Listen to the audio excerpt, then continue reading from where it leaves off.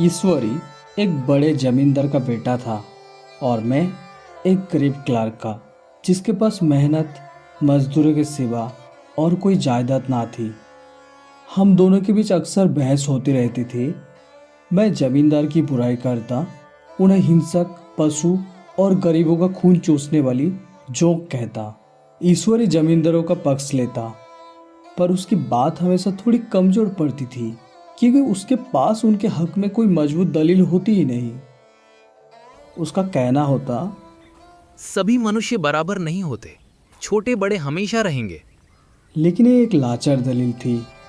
किसी मानवीय या नैतिक नियम से इस व्यवस्था को सही ठहराना मुश्किल था।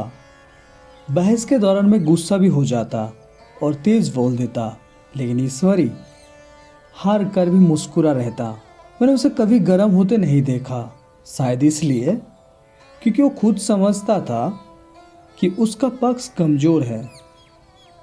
द एपिक सैटरडे पर हम लेकर आए हैं आपके लिए मुंशी प्रेमचंद की शानदार कहानी नशा। अगर आपको ये कहानी पसंद आए तो हमारे चैनल को सब्सक्राइब करना ना भूलें और कमेंट्स में अपना कीमती फीडबैक जरूर शेयर करें। नौकरों से उसका रवैया अलग ही था। अगर बिस्तर बिछने में थोड़ी देर हो गई, दूध ज़्यादा गर्म या ठंडा हो गया, साइकिल अच्छे से साफ ना हुई, तो अपने आपे से बाहर हो जाता। उसे सुस्ती या बदतमीजी जरा भी बर्दाश्त नहीं थी। लेकिन दोस्तों के साथ, खासकर मेरे साथ, उसका बर्ताव हमेशा शराफत और नम्रता से भरा होता था। कभी कभी सोचता हूँ, अगर मैं उसकी जगह होता तो शायद मेरे अंदर भी वही कठोरता आ जाती जो उसमें थी, क्योंकि मेरा लोक प्रेम सिद्धांतों पे नहीं बल्कि मेरी अपनी गरीबी पर टिका था। लेकिन वो मेरी जगह होते हुए भी शायद हमेशा अमीर ही रहता, क्योंकि उसकी फितरत ही ऐसो आराम की थी।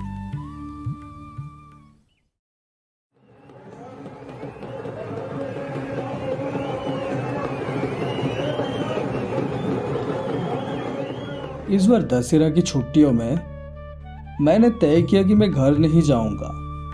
मेरे पास किराए के पैसे नहीं थे और मैं घर वालों को परेशान भी नहीं करना चाहता था।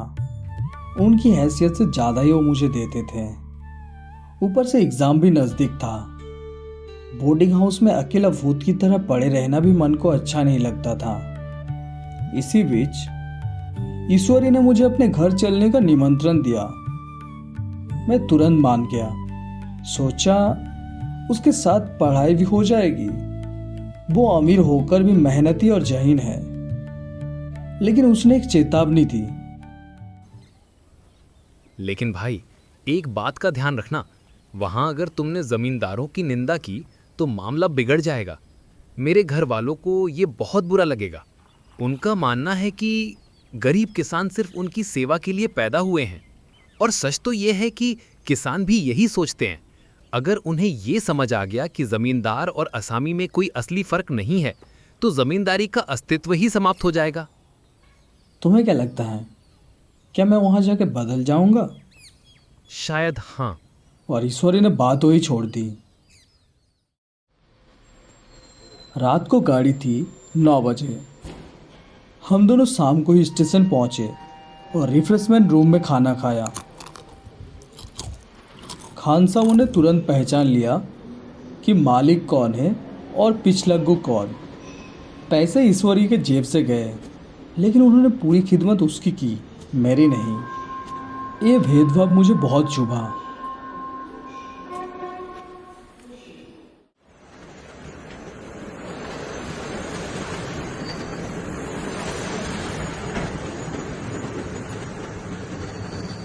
गाड़ी आई, हम दोनों सेकंड क्लास में चढ़ गए।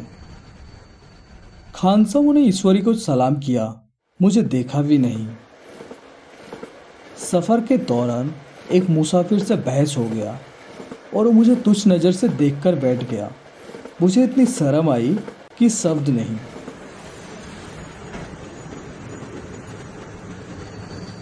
सुबह हम मुरादाबाद पहुंचे। स्टेशन पर कुछ लोग खड़े थे। 2 भद्र लोग 5 बेगर।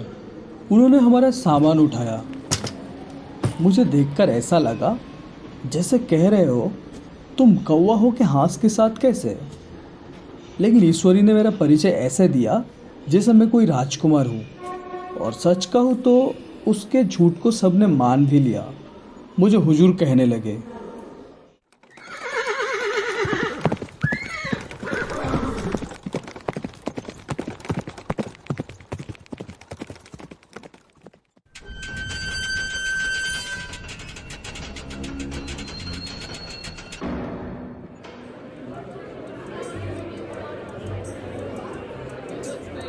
ईश्वरी का घर किला था। बड़ा दरवाज़ा, पहरेदार, हाथी तक बंधा हुआ। उसने सबको मेरा परिचय इस तरह दिया जैसे मैं कोई शहजादा हूँ। नौकर, घर के लोग सब मुझे सम्मान देने लगे। धीरे धीरे मैं भी उस झूठ का हिस्सा बन गया। नौकर मेरे पैर दबाते, कहार पानी से पैर धोते। जिसे मैं पहले रियासतों का गधापन समझता था वही अब मुझ पर भी लागू हो रहा था। और धीरे धीरे मैं भी उसी तरह आदत डालने लगा। सैर सपाटे, शिकार, शतरंज, पढ़ाई का तो नाम भी नहीं। एक दिन एक ठाकुर मुझसे मिला। उसने मुझे गांधी का चेला समझा और बोला, सुना है स्वराज आने वाला है, तब जमींदार नहीं रहेंगे। मैंने फकर से कहा, जमींदारों की क्या जरूरत, गरीबों का केवल खून चूसते हैं। हुजूर, हमें भी अपने इलाके में थोड़ी जमीन दे देना। मैंने वादा कर दिया। उस वक्त मुझे सच में लगा जैसे मैं कोई असली राजा हूं।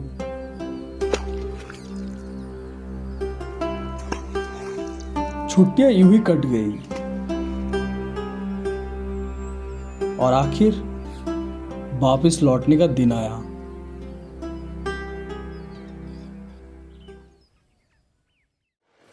गाड़ी लोगों से भरी थी। बड़े मुश्किल से 3rd क्लास में जगह मिली। अब जो सफ़र शुरू हुआ तो मेरी सारी शान और शौकत हवा हो गई। एक आदमी अपनी बड़ी सी गठरी लेकर बार बार मेरे मुंह के पास आ जाता। मैं पहले तो चुप रहा, फिर गुस्से में उसे धक्का दिया और थप्पड़ भी जड़ दिए। मार क्यों रहे हो बाबूजी, मार क्यों रहे हो? मुझे क्यों मार रहे हो? मैंने क्या हो गया? पूरे डब्बे में हंगामा मच गया। लोगों ने कहा, अगर इतनी नाजुक मिजाज है तो 1st क्लास में क्यों नहीं बैठे? अमीरी से इंसानियत छोड़ देते हो क्या? कोई बड़ा आदमी होगा तो अपने घर का होगा, मुझे इस तरह मारते तो दिखा देता। मैं चुप था। तभी ईश्वरी ने मुझे देखा और अंग्रेजी में कहा, What an idiot you are, वीर। और उस पल मेरा सारा नशा उतर गया।